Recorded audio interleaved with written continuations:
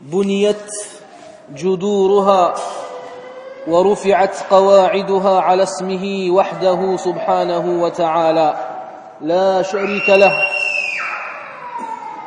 يعبد فيها ويوحد ويعظم فيها ويمجد ويركع له فيها ويسجد. يقول الله تبارك وتعالى: وأن المساجد لله فلا تدعوا مع الله أحدا.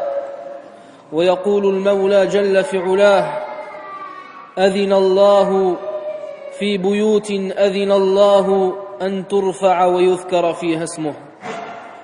Sachez que les mosquées sont les maisons d'Allah tabaraka wa ta'ala. Elles ont été construites et elles ont été édifiées pour qu'Allah tabaraka wa ta'ala y soit seul adoré sans associé, et pour qu'il y soit également glorifié et loué. Allah tabaraka wa ta'ala, il dit: les mosquées sont consacrées exclusivement à Allah tabaraka wa ta'ala. N'invoquez donc personne en dehors d'Allah azza wa jal. Et c'est Allah tabaraka wa ta'ala lui-même qui nous a donné l'ordre, et il nous exhorte à construire justement ces mosquées et ces maisons où est-ce qu'on doit l'adorer. Allah tabaraka wa ta'ala, il dit dans des mosquées qu'Allah subhanahu wa ta'ala a permis que l'on élève et où son nom doit être invoqué. Et le fait de construire des mosquées ou de participer à la construction des mosquées, eh bien cet acte-là, il fait partie des meilleures des adorations. Si cela, bien entendu, est fait avec sincérité, tout en espérant la récompense d'Allah tabaraka wa ta'ala. فعن عثمان رضي الله عنه قال: سمعت رسول الله صلى الله عليه وسلم يقول: من بنى لله مسجدا يبتغي به وجه الله بنى الله له بيتا في الجنة متفق عليه. Le prophète sallallahu alayhi wa sallam, dans le hadith qui est rapporté par Uthman radiyallahu anhu, il dit: j'ai entendu le messager d'Allah sallallahu alayhi wa sallam dire: celui qui construit une mosquée pour Allah subhanahu wa ta'ala, tout en étant sincère pour lui et en espérant la récompense d'Allah tabaraka wa ta'ala, eh bien Allah azza wa jal construira à cette personne une maison au paradis. Wal hadith rawahu al-Bukhari wa Muslim. Wa amara ash-shari'u tabaraka wa ta'ala بتطهير المساجد وتنظيفها وتزيينها وتنزيهها وتطييبها. فعن عائشة رضي الله عنها قالت: أمر رسول الله صلى الله عليه وسلم ببناء المساجد في الدور، يعني في القبائل، وأن تنظف وتطيب. أخرجه أحمد وأبو داود وابن ماجه. Allah tabaraka wa ta'ala et son prophète sallallahu alayhi wa sallam, il nous ordonne de prendre soin et de nettoyer ces mosquées et ces maisons où est-ce qu'on adore Allah tabaraka wa ta'ala. D'après Aïcha radiyallahu anha, le prophète sallallahu alayhi wa sallam a ordonné qu'on construise des mosquées dans les villages, et il a ordonné également de les nettoyer et de les parfumer, comme dans le hadith qui est rapporté par Ahmed wa Abu Daoud wa Ibn Majah. Wal masajid hiya ahabbu al-biqa' wa atharu al-asqa'. فعن أبي هريرة رضي الله عنه أن رسول الله صلى الله عليه وسلم قال: أحب البلاد إلى الله تعالى مساجدها وأبغض البلاد إلى الله تبارك وتعالى أسواقها. أخرجه مسلم. Il faut savoir que les mosquées sont les plus purs des endroits pour Allah tabaraka wa ta'ala, et ce sont les endroits qui sont le plus aimés d'Allah subhanahu wa ta'ala. Le prophète sallallahu alayhi wa sallam, il nous dit, les meilleurs des endroits pour Allah azza wa jal sont les mosquées. Et les plus détestables des endroits pour Allah subhanahu wa ta'ala sont les marchés. Pourquoi est-ce que les endroits les plus aimés d'Allah subhanahu wa ta'ala sont les mosquées? Parce que c'est des endroits où est-ce qu'on y invoque Allah azza wa jal. C'est des endroits où est-ce qu'on lit le livre d'Allah tabaraka wa ta'ala. C'est des endroits où est-ce qu'on glorifie Allah subhanahu wa ta'ala. C'est des endroits où est-ce qu'on se prosterne et on s'incline pour Allah subhanahu wa ta'ala. C'est des endroits où est-ce que, comme on a dit, on adore Allah azza wa jal et où il est satisfait de nous. Et pourquoi est-ce que les marchés sont les endroits les plus détestés d'Allah azza wa jal? Parce qu'on y fait tout le contraire. On oublie Allah azza wa jal et on s'occupe de choses de cette vie d'ici-bas. C'est pour cette raison que c'est les endroits les plus détestables pour Allah azza wa jal. ولعظيم فضل المساجد وشريف مكانتها شرع لقاصدها من الآداب والسنن والأحكام ما يحسن التنبيه إليه رعاية لحرمتها وتذكيرا بحق المساجد. Et par rapport justement à l'importance de ces endroits que sont les mosquées, et par rapport à l'honorabilité de ces endroits où Allah tabaraka wa ta'ala est adoré, il a été légiféré des règles et des comportements qu'on doit appliquer dans ces mosquées. Premièrement, il est préférable à la personne, quand elle vient à la mosquée, et il lui est fortement conseillé, eh bien, de mettre dans la mesure du possible ses plus beaux habits. Quand la personne, elle vient à la mosquée, eh bien, dans la mesure du possible, elle doit mettre ses plus beaux habits. Et elle doit se parfumer. Et elle doit se nettoyer la bouche avec siwak. يقول الله سبحانه وتعالى يا بني آدم خذوا زينتكم عند كل مسجد.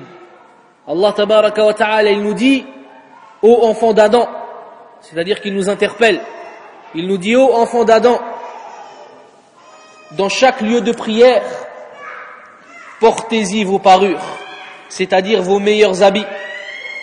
ويقول النبي صلى الله عليه وسلم في الحديث الذي رواه ابن عمر رضي الله عنهما قال قال رسول الله صلى الله عليه وسلم إذا صلى أحدكم فليلبس ثوبيه فإن الله تبارك وتعالى أحق من يتزين له أخرجه البيهقي. Le prophète sallallahu alayhi wa sallam, il nous dit, si l'un d'entre vous prie, qu'il porte ses deux habits, c'est-à-dire les meilleurs de ses habits, car Allah subhanahu wa ta'ala est prioritaire à ce que l'on s'enjolive pour lui et on se fasse beau pour lui. Des fois, on va voir des gens et on s'habille bien devant eux pour qu'ils disent, voilà, un tel, il est propre sur lui. Mais malheureusement, quand on va dans les mosquées, on oublie qu'on vient devant Allah tabaraka wa ta'ala. Et on vient n'importe comment, avec des habits déchirés ou des habits sales. Alors qu'Allah tabaraka wa ta'ala, comme le dit le prophète sallallahu alayhi wa sallam, c'est lui qui est prioritaire à ce que l'on soit beau devant lui et à ce qu'on s'enjolive pour lui subhanahu wa ta'ala. Et il est également interdit de prier dans des habits fins qui font entrevoir certaines parties de notre corps, ou dans des habits serrés qui dévoilent l'aura, les parties intimes de la personne. Et il est interdit également de venir à la mosquée et de prier dans cette mosquée avec des habits qui sont courts et qui laissent paraître certaines parties interdites qui ne sont pas ou qui ne doivent pas être dévoilées. Et il est également interdit, quand on vient à la mosquée, de prier avec des habits où est-ce qu'il y a des représentations, ou des habits qui descendent en dessous de la cheville. فعن ابن مسعود رضي الله عنه قال سمعت رسول الله صلى الله عليه وسلم يقول من أسبل إزاره في صلاته خيلاء فليس من الله جل ذكره في حل ولا حرام أخرجه أبو داود. Le prophète sallallahu alayhi wa sallam, il dit dans le hadith, celui qui laisse ses habits pendant sa prière dépasser en dessous de la cheville par orgueil, il n'est pour Allah ni licite ni illicite. Il convient donc à celui qui vient à la mosquée de ne pas ramener également avec lui des mauvaises odeurs, car il est interdit de nuire à ses frères qui prient à côté de lui, que ce soit de leur nuire avec la bouche, avec l'odeur qui sort de ta bouche, ou avec les saletés et les odeurs qui sortent de ton nez ou de ton corps, ou avec l'odeur de ta sueur. فعن جابر رضي الله عنه أن رسول الله صلى الله عليه وسلم قال من أكل البصل والثوم والكرات فلا يقربن مسجدنا فإن الملائكة تتأذى مما يتأذى منه بنو آدم أخرجه مسلم. Le prophète Muhammad sallallahu alayhi wa sallam, il dit celui qui mange de l'oignon ou de l'ail ou du radis, qu'il n'approche pas de nos mosquées, car les anges sont gênés et sont incommodés par ce qui incommode les enfants d'Adam. Il faut savoir que dans les mosquées il y a des anges qui assistent aux prières et qui se relaient le jour et la nuit. Et si tu viens avec une mauvaise odeur dans ta bouche, que ce soit après avoir mangé de l'oignon, ou après avoir mangé du radis, ou après avoir mangé de l'ail, ou après avoir fumé, puisque le fait de fumer, ça laisse une mauvaise odeur dans la bouche, eh bien sache que tu incommodes et que tu gênes les anges, et tu gênes également tes frères, puisque les anges sont gênés par ce qui gêne les enfants d'Adam. والحديث رواه مسلم.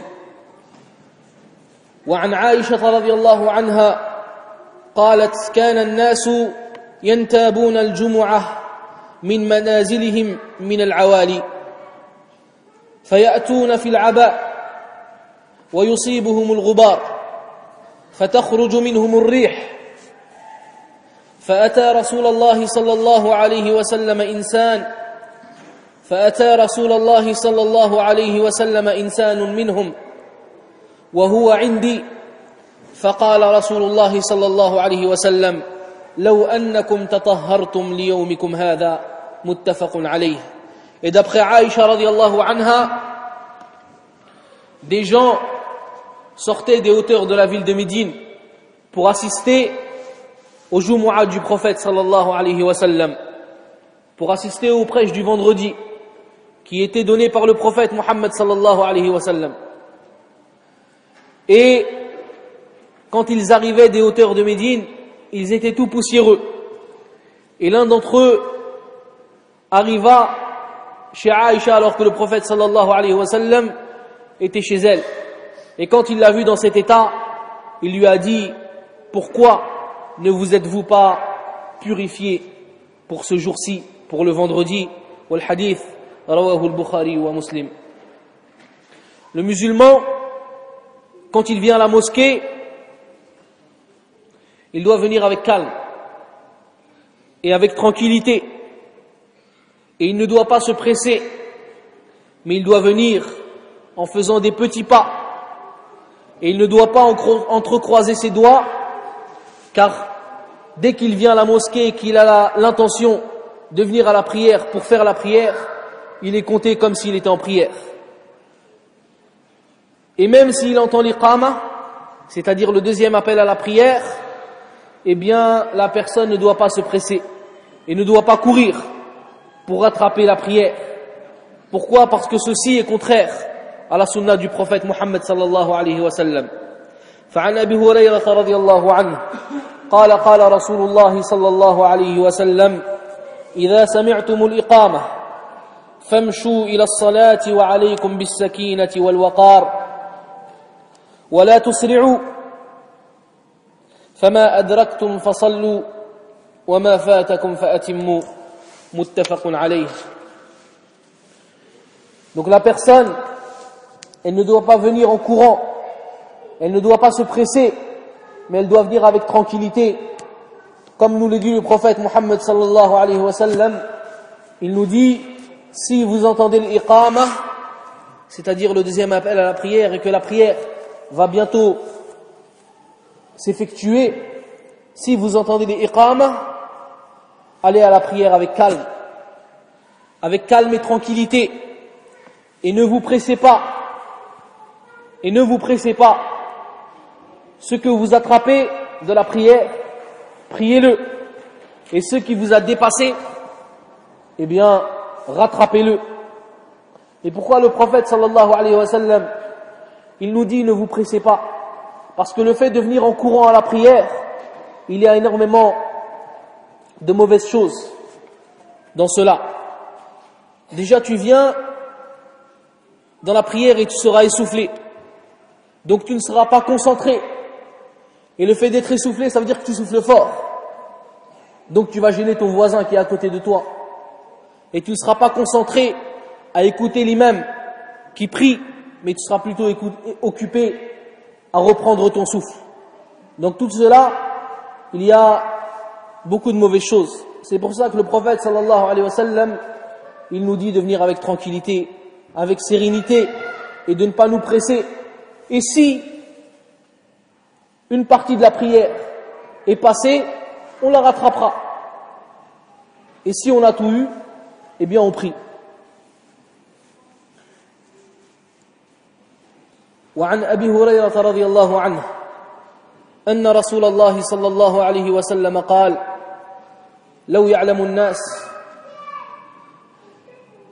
الناس ما في النداء والصف الأول ثم لم يجدوا إلا أن يستهموا عليه لاستهموا ولو يعلمون ما في التهجير لاستبقوا إليه ولو يعلمون ما في العتمة والصبح لأتوهما ولو حبوا متفق عليه. Et il est préférable de venir tôt à la mosquée, et ceci pour plusieurs raisons.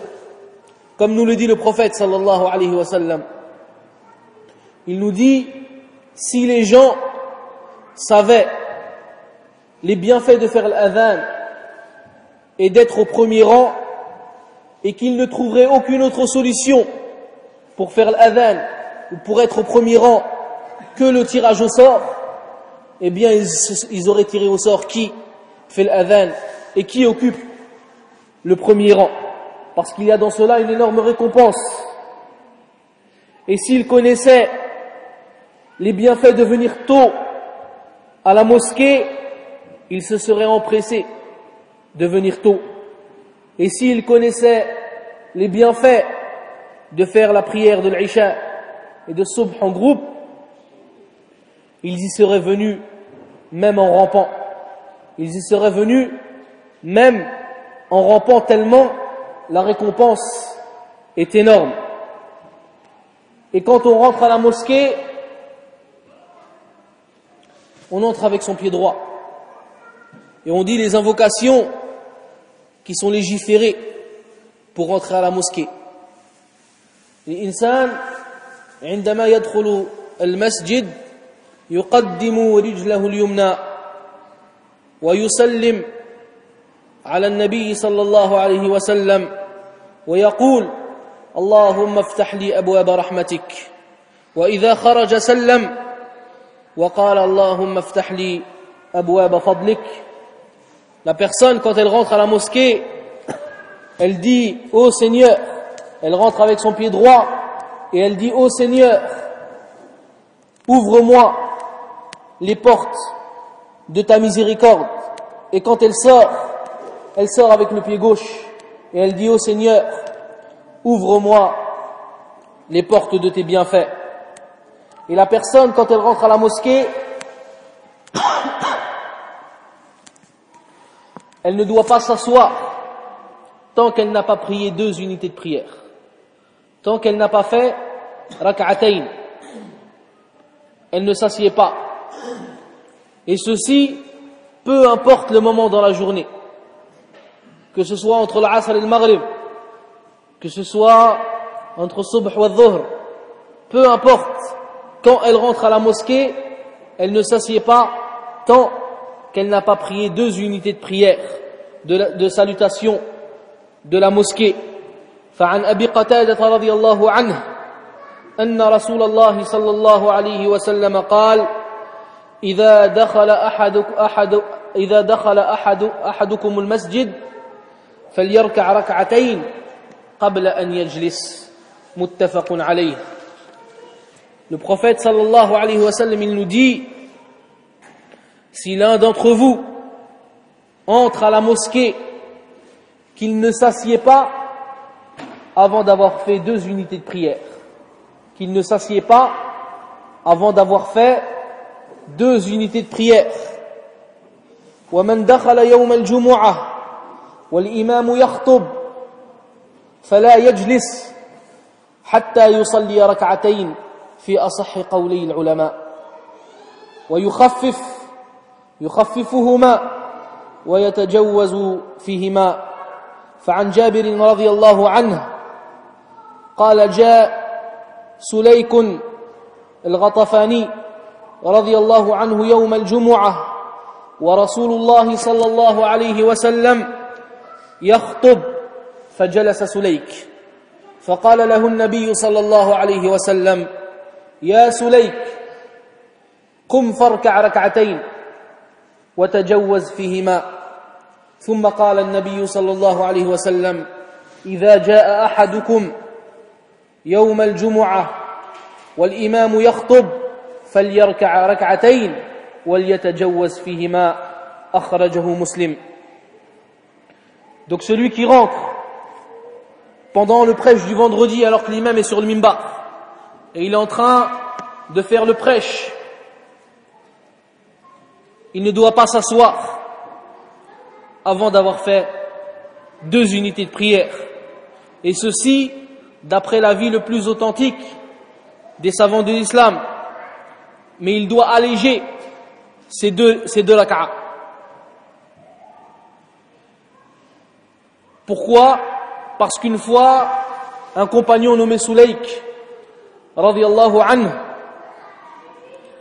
est entré à la mosquée du prophète sallallahu alayhi wa sallam, alors que le prophète alayhi salatu wa sallam était sur le minbar. Et il faisait le prêche du vendredi. Et donc ce Sulayk, il est rentré, et il a vu le prophète sallallahu alayhi wa sallam faire le prêche, il s'est assis. Il a voulu écouter le prêche. Alors en plein Jumu'ah, le prophète sallallahu alayhi wa sallam lui a dit: Ya Sulayk, ô Sulayk, qum, farka' rak'atayn, lève-toi et fais 2 unités de prière, wa tajawwaz fihima, et allège-les. Wa al-hadith rawahu Muslim. Donc ceci prouve que si la personne elle rentre et que l'imam il est en train de faire la prière, il est en train de faire le prêche, la personne elle ne doit pas s'asseoir avant d'avoir fait ces 2 unités de prière. ومن دخل يوم الجمعة والمؤذن يؤذن فليبادر بصلاة تحية المسجد ولا ينتظر المؤذن حتى ينتهي لأن ذلك يفضي إلى أن يشرع في تحية المسجد والإمام يخطب والإنصات للخطبة واجب. Et celui qui rentre à la mosquée alors que le mu'adhin est en train de faire l'adhan, qu'il se dépêche de faire rak'atayn et qu'il ne réponde pas à l'adhan, parce que le fait d'écouter le prêche est prioritaire sur le fait de répondre à l'adhan. Le fait d'écouter le prêche est prioritaire au fait de répondre à l'adhan. Donc si tu fais rak'atayn pendant qu'il fait l'adhan, tu écouteras obligatoirement le prêche de l'imam. Et ceci d'après l'avis le plus authentique des savants. Et si la personne elle rentre à la mosquée et qu'on est en train de faire l'iqama, eh bien, il est interdit à la personne de commencer une prière surrogatoire. Il est interdit à la personne de commencer une prière surrogatoire. Si la personne ou un d'entre nous, il rentre et on est en train de faire l'iqama, eh bien, il est interdit de faire une prière surrogatoire. Mais on doit attendre la fin de l'iqama et ensuite rentrer dans la prière obligatoire. Les hadiths d'Abi Hurayra radiyallahu anhu, قال قال رسول الله صلى الله عليه وسلم إذا أقيمت الصلاة فلا صلاة إلا المكتوبة أخرجه مسلم. Et ceci d'après les paroles du prophète sallallahu alayhi wa sallam, si l'iqama est faite, il n'y a pas d'autre prière que la prière obligatoire. Wal hadith akhrajahu Muslim. Mais par contre, si une personne elle a commencé une prière surrogatoire et ensuite on fait l'iqama, alors là la personne elle a deux solutions. Soit elle sait qu'elle va terminer avant l'iqama, donc là elle termine sa prière, soit elle vient juste de commencer et elle sait qu'elle ne va pas terminer avant l'iqama, donc dans ces cas-là elle arrête sa prière et elle rentre dans la prière obligatoire. Et le fait d'arrêter sa prière, il peut se faire de n'importe quelle manière, en faisant un salam, en avançant, en bougeant, etc. Et sachez aussi que parmi les erreurs qui sont commises par certaines personnes, et ceci plus spécifiquement à une prière, à la prière de subh, c'est que certaines personnes rentrent à la salat et qu'on est en train de faire la prière de subh, l'obligatoire. Et lui, il n'a pas fait une nafila, le fajr. Donc les autres, ils sont en train de faire le subh, l'obligatoire, et lui, il se met derrière et il fait une nafila. Alors que les autres, ils sont en train de faire la prière obligatoire de subh. Ça, c'est une grande erreur. Et c'est strictement interdit. Et ça fait partie des innovations. Et celui qui fait ça, eh bien, il est en divergence avec la sunna de notre prophète bien-aimé Muhammad sallallahu alayhi wa sallam. فعن عبد الله بن سرجس رضي الله عنه قال جاء رجل والنبي صلى الله عليه وسلم يصلي الصبح فصلى الرجل ركعتين ثم دخل مع النبي صلى الله عليه وسلم في الصلاة يعني المكتوبة فلما انصرف قال له رسول الله صلى الله عليه وسلم يا فلان أيتهما صلاتك التي صليت وحدك أو التي صليت معنا أخرجه أبو داود. Donc un homme est rentré alors que le prophète sallallahu alayhi wa sallam était en train de prier la prière obligatoire avec les gens.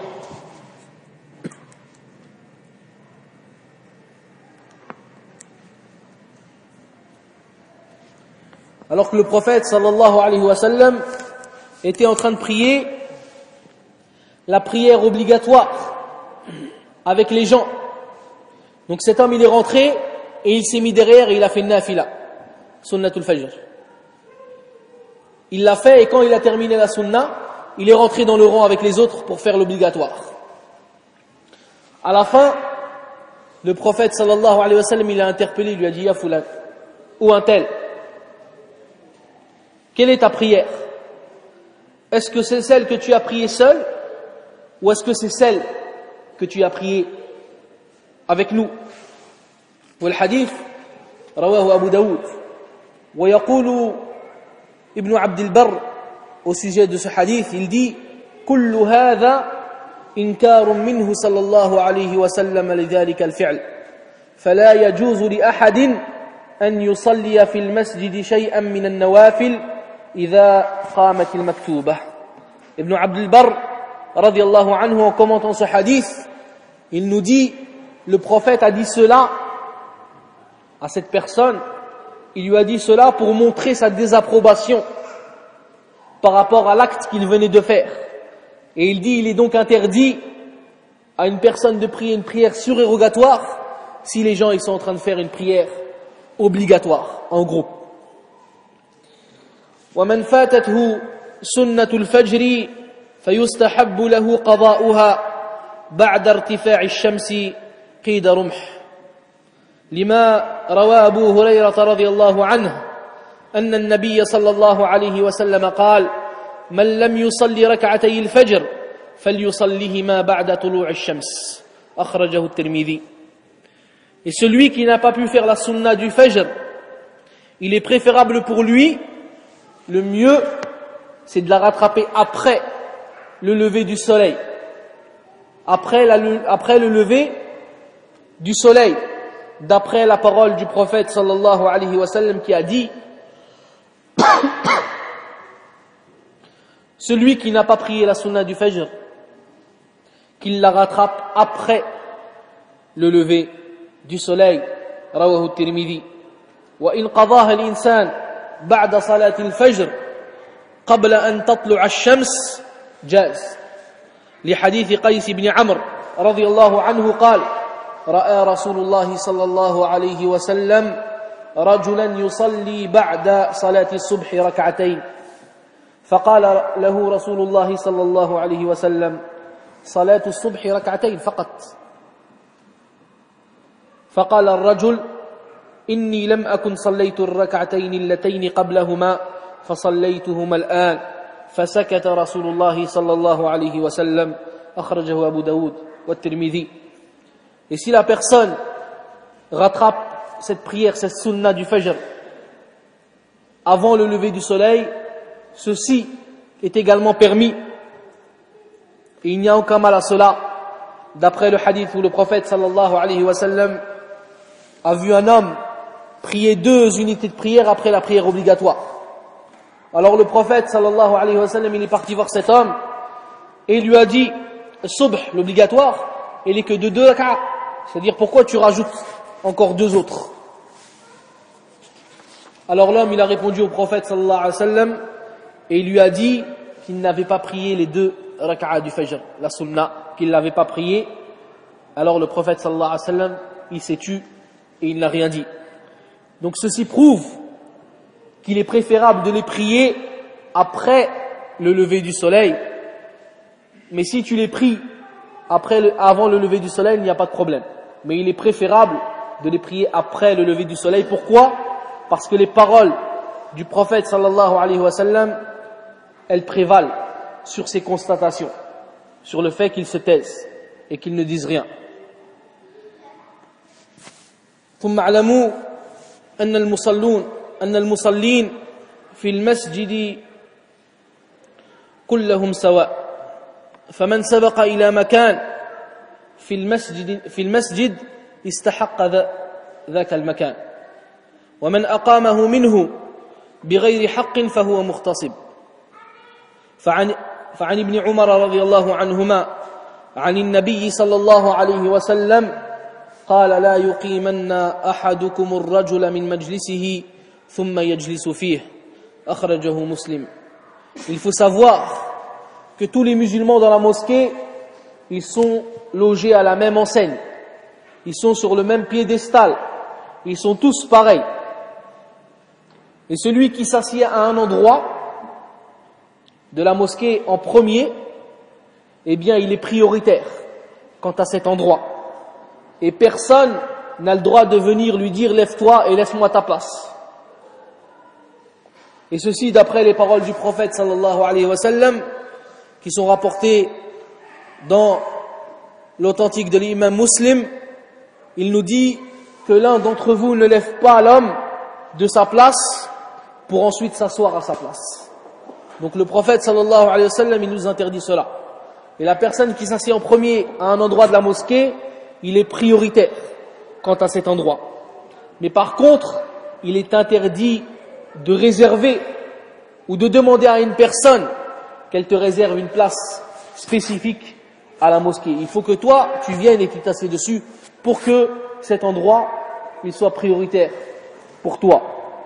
Et sachez aussi qu'il est déconseillé de faire des rangs et de prier dans les endroits de passage de la mosquée, dans les couloirs par exemple, quand on vient pour rentrer. Et il est interdit aussi de prier entre les piliers, sauf s'il y a du monde. S'il y a du monde, il n'y a pas de problème, bi'idhnillah.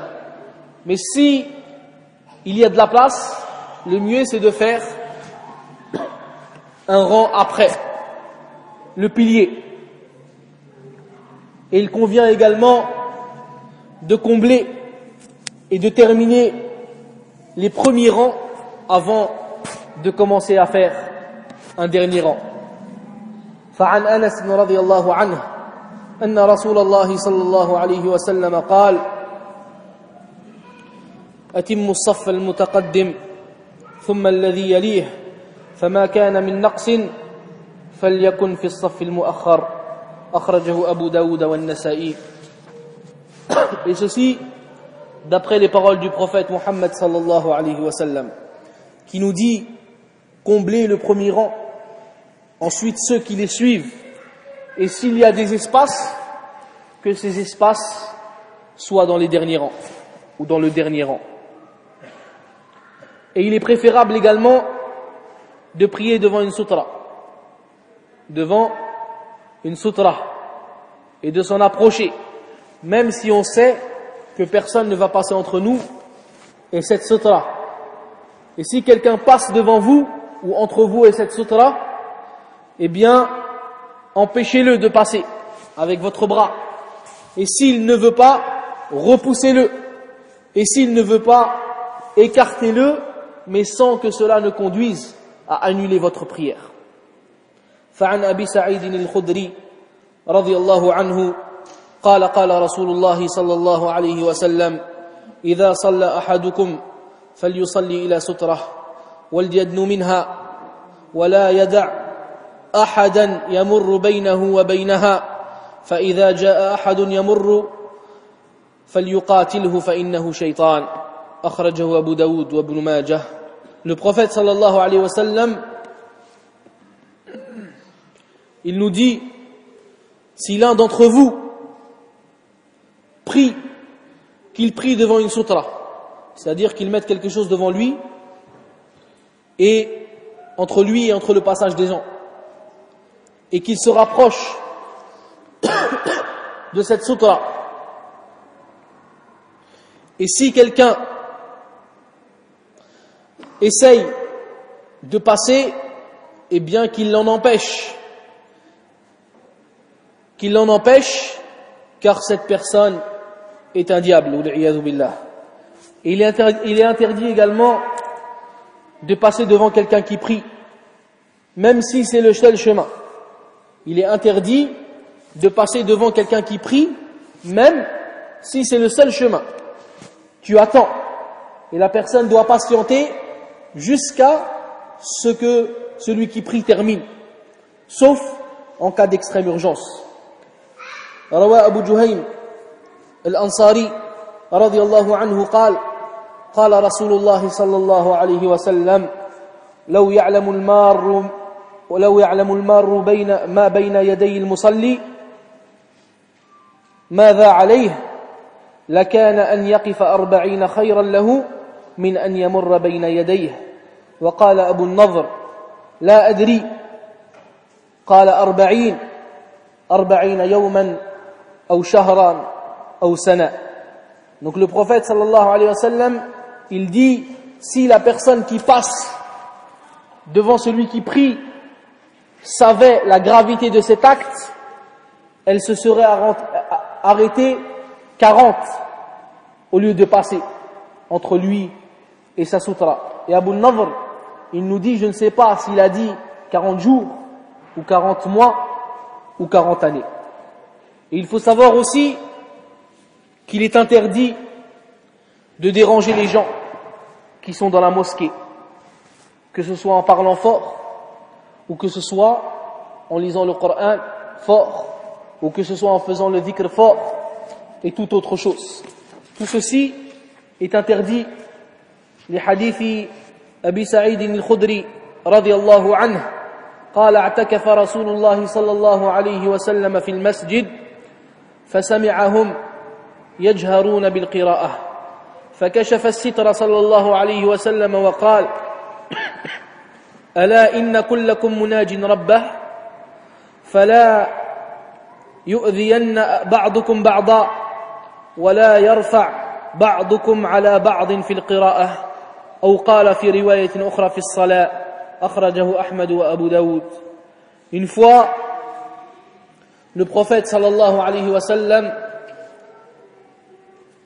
a entendu ses compagnons ridwanullahi alayhim dans la mosquée, et les compagnons étaient en train d'élever la voix dans la lecture du Coran. Chacun essayait de lire plus fort que l'autre. Alors le prophète sallallahu alayhi wa sallam, il a enlevé le voile et il a dit: n'êtes-vous pas tous en train de glorifier votre Seigneur? Ne vous dérangez pas les uns les autres et n'élevez pas la voix les uns sur les autres dans la lecture du Coran. Donc ça prouve que même quand la personne est en train de faire une adoration, qu'elle la fasse sans déranger les autres personnes qui sont également en train d'adorer leur Seigneur tabaraka wa ta'ala. Et parmi également les choses qui dérangent dans les mosquées et qui se sont propagées énormément de nos jours dans les mosquées et qui se sont généralisées dans les mosquées et qui coupent toute la concentration et qui coupent toute la crainte qu'on a dans nos adorations, c'est la propagation des sonneries de téléphones portables. Ces sonneries où est-ce qu'on entend, wal-iyadhu billah, souvent des morceaux de musique ou de chansons, où on entend également des voix interdites qu'on n'a pas le droit d'entendre.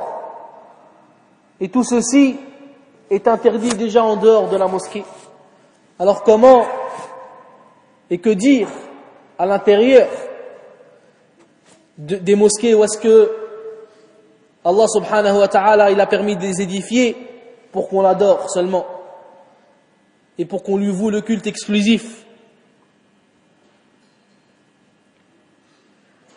Il faut que chaque musulman il craigne Allah tabaraka wa ta'ala et qu'il efface ces sonneries musicales et ces chansons qui sont interdites, car comme vous le savez tous, la musique est interdite en islam, et ceci selon les textes du Coran et de la sunna de notre prophète Muhammad sallallahu alayhi wa sallam. Et les gens qui laissent ces sonneries allumées et qui laissent ces musiques allumées et qui les font rentrer dans la mosquée, est-ce que ces gens-là ne craignent-ils pas d'avoir le péché, d'avoir déconcentré toutes les personnes qui sont en train de prier et qui sont en train d'adorer leur Seigneur tabaraka wa ta'ala en laissant ces sonneries et en laissant leur portable sonner?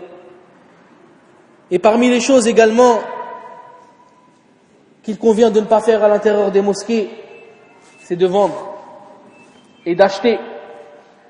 De vendre et d'acheter, le fait de faire du commerce dans la mosquée, ou aussi faire un appel pour dire qu'on a perdu telle ou telle chose dans la mosquée.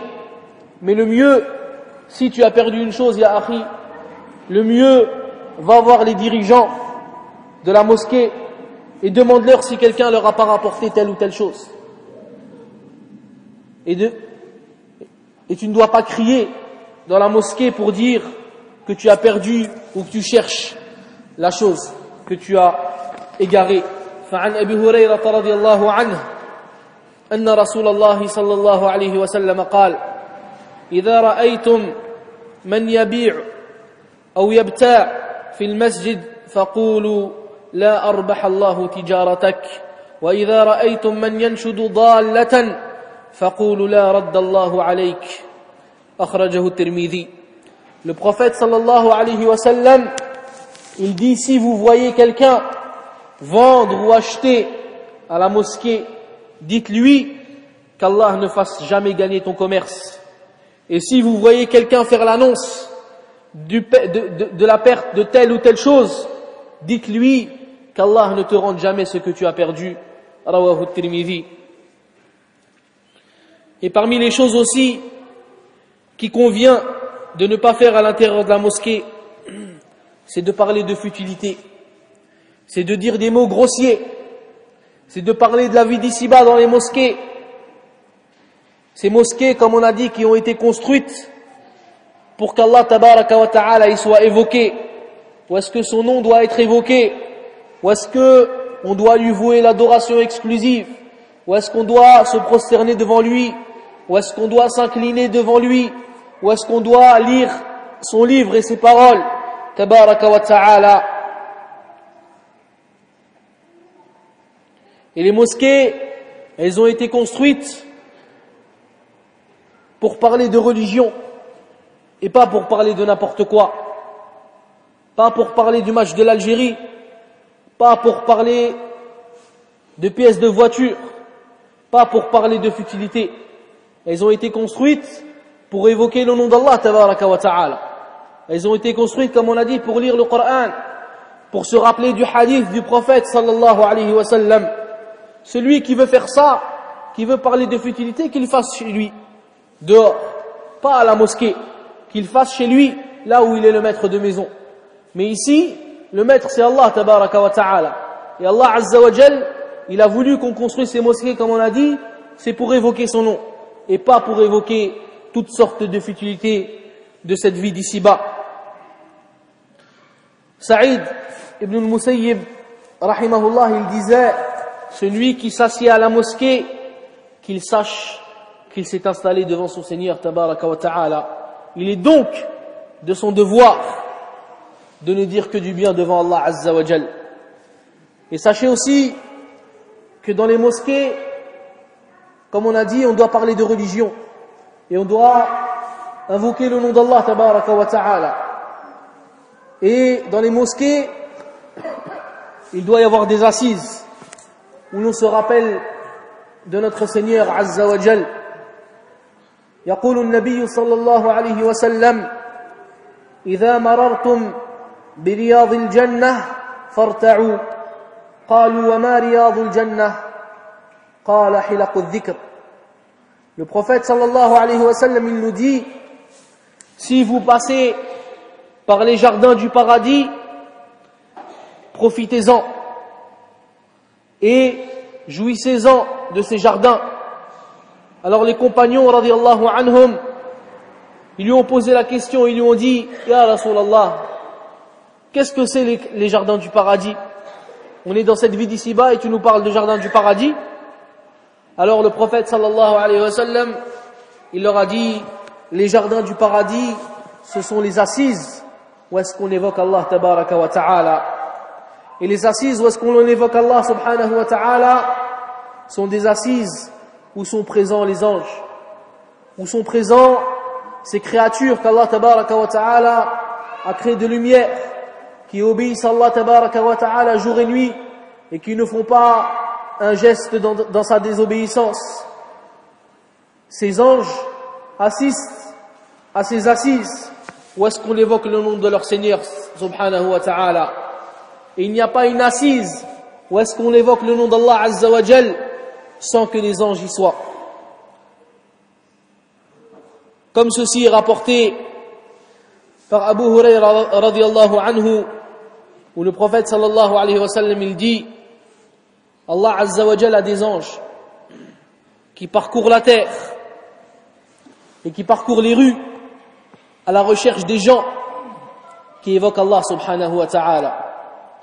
Et quand ils ont trouvé ces anges, quand ils ont trouvé ces gens qui évoquent Allah azza wa jal, eh bien ils s'appellent les uns les autres.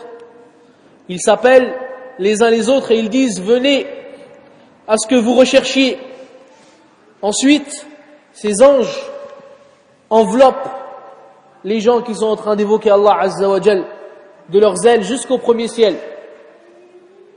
Ensuite, Allah azza wa jal, il questionne ces anges alors qu'il sait mieux qu'eux. Il les questionne et leur dit: que disent mes serviteurs, ceux que vous avez enveloppés de vos ailes jusqu'au premier ciel? Qu'est-ce qu'ils disent? Alors les anges diront: ils t'exaltent, et ils exaltent ta grandeur, et ils te louent, et ils te glorifient, et ils évoquent ton nom. Alors Allah Azza wa Jal leur dira: est-ce qu'ils m'ont vu? Alors les anges, ils diront: non, par Allah, ô Seigneur, ils ne t'ont jamais vu. Alors Allah Azza wa Jal leur dira: et qu'en serait-il s'ils m'avaient vu? Alors les anges diront: s'ils t'avaient vu, ya Allah, ils te glorifieraient encore plus, et ils seraient encore plus assidus à t'adorer, et ils te loueraient encore plus, et ils exalteraient ta gloire encore plus. Alors Allah Azza wa Jal, il dira aux anges: et que me demandent-ils? Alors les anges, ils diront: ils te demandent le paradis. Alors Allah Azza wa Jal, il leur dira: mais est-ce qu'ils ont vu ce paradis? Alors les anges, ils diront: oh non, par Allah, ô Seigneur, ils n'ont jamais vu ce paradis. Alors Allah Azza wa Jal leur dira: et qu'est-ce qu'il en serait s'ils avaient vu ce paradis? Alors les anges, ils diront: s'ils avaient vu ce paradis, ils seraient encore plus assidus à le demander, et ils seraient encore plus motivés à ton adoration pour atteindre cette récompense qu'est le paradis. Alors Allah Azza wa Jal dira: et contre quoi me demande-t-il protection? Alors les anges, ils diront: ils te demandent protection contre le feu de l'enfer. Allah Azza wa Jal leur dira: est-ce qu'ils l'ont vu? Alors les anges diront: non, par Allah, wallah, ils ne l'ont pas vu. Alors Allah Azza wa Jal leur dira: et qu'en serait-il s'ils avaient vu ce feu et cet enfer et cette fournaise? Alors les anges, ils diront: s'ils l'avaient vu, ils la fuiraient encore plus, et ils craindraient encore plus ce feu ardent. Alors Allah Azza wa Jal leur dira: je vous prends comme témoin que je les ai absous de leurs péchés et que je leur ai pardonné leurs fautes. Alors un des anges se lèvera et il dira au Seigneur: il y a parmi eux Fulan, un tel, qui est venu pour une de ces affaires mondaines. Il n'est pas venu pour évoquer ton nom. Il est venu pour une des affaires parce qu'il attendait quelqu'un, ou il avait besoin de son frère ou d'un tel. Alors Allah Azza wa Jal, il dira: celui qui s'assied avec eux dans ses assises, où est-ce qu'on évoque mon nom, eh bien, celui qui s'assied avec eux, il ne sera jamais malheureux. Et il lui sera pardonné, et il sera absous également de ses péchés. Et parmi ces endroits où est-ce qu'on évoque Allah Azza wa Jal, eh bien, il y a les mosquées. Ces mosquées, et ceci prouve que la mosquée est un endroit extrêmement important dans la vie du musulman.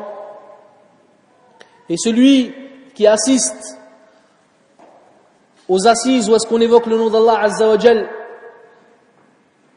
eh bien, il sera enveloppé par la miséricorde.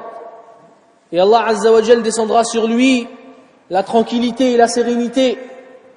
Et les anges l'envelopperont de leurs ailes. Et Allah subhanahu wa ta'ala lui pardonnera ses péchés.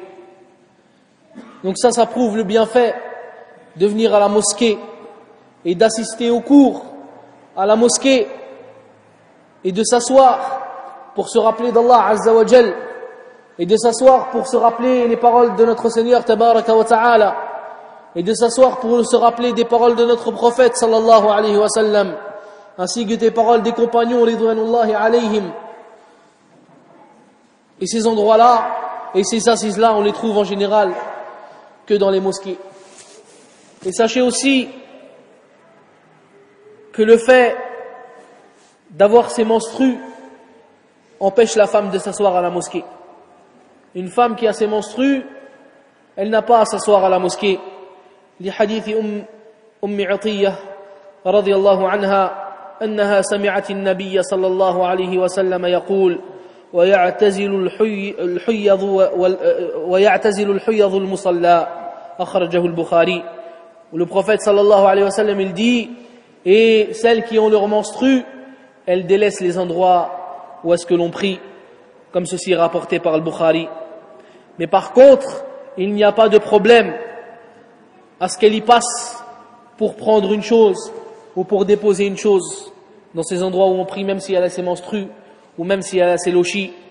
D'après le hadith de Aïcha radiyallahu anha, قالت قال لي رسول الله صلى الله عليه وسلم ناولني الخمرة من المسجد فقلت إني حائض فقال صلى الله عليه وسلم إن حيضتك ليست في يدك أخرجه مسلم.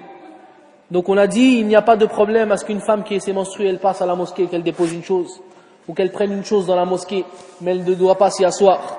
Et ceci d'après le hadith du prophète sallallahu alayhi wa sallam qui est rapporté par Aïcha radiyallahu anha, où est-ce que le prophète sallallahu alayhi wa sallam lui a dit, apporte-moi le tapis qui est dans la mosquée.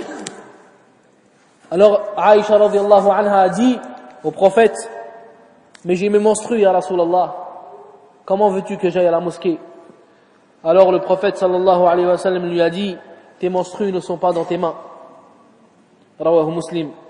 Et pareil également pour celui qui est en grande impureté, qui est en état de janaba, il peut passer pour déposer une chose et il peut passer pour prendre une chose, mais il ne peut pas s'y asseoir et s'y installer. Et ceci d'après les paroles d'Allah Azza wa Jal, où est-ce qu'il dit وَلَا جُنُبًا إِلَّا عَابِرِي سَبِيلٍ حَتَّى تَغْتَسِلُوا, sauf si vous êtes de passage jusqu'à ce que vous fassiez vos grandes ablutions. Et sachez aussi que la prière en commun à la mosquée a été légiférée pour des buts précis. Sachez que la mosquée a été construite pour faire la prière en commun et que la prière en commun a été légiférée par Allah Azza wa Jal dans un but bien précis. Et parmi ces buts, c'est le fait de se connaître les uns les autres. S'il n'y avait pas la mosquée, est-ce qu'on se serait connus? Je ne pense pas. Donc ça, c'est parmi les buts de la construction des mosquées. C'est aussi parmi les buts de la construction de la mosquée, c'est le fait de s'entraider les uns les autres. S'il y en a un qui est en difficulté, les autres peuvent l'aider. S'il y en a un qui est affligé, les autres peuvent l'aider. S'il y en a un qui est touché par un mal, les autres peuvent l'aider.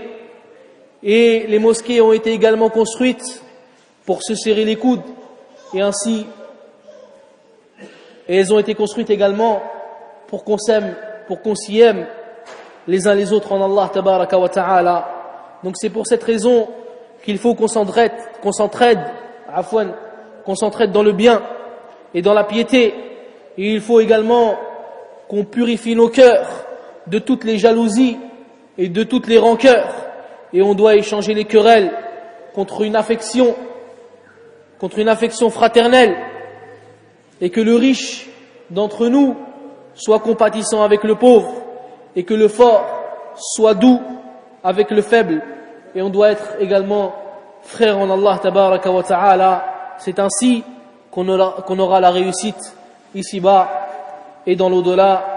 فنسأل الله تبارك وتعالى أن يبارك في هذا المسجد وأن يبارك في جهود القائمين بهذا المسجد هذا، وصل اللهم على نبينا محمد وعلى آله وصحبه أجمعين، وآخر دعوانا أن الحمد لله رب العالمين.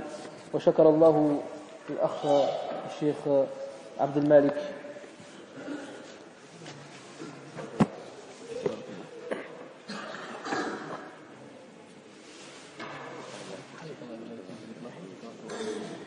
إذا الحمد لله رب العالمين. نشكر فضيلة الإخوة الذين جاءونا